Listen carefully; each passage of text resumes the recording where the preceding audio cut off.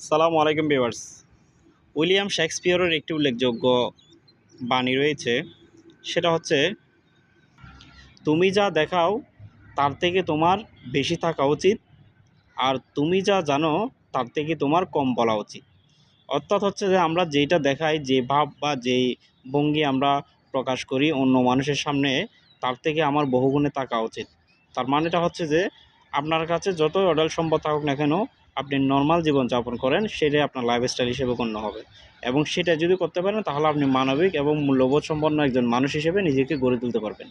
আর number two হচ্ছে যে, তুমি যা জানো তার থেকে তোমার কম বলা উচিত। অর্থাৎ কিছু কিছু মানুষ আছে নিজেকে পণ্ডিত মনে করে, অনেক ধরনের কথা বলে ফেলে, সে যা জানে না তার থেকে বেশি বলে।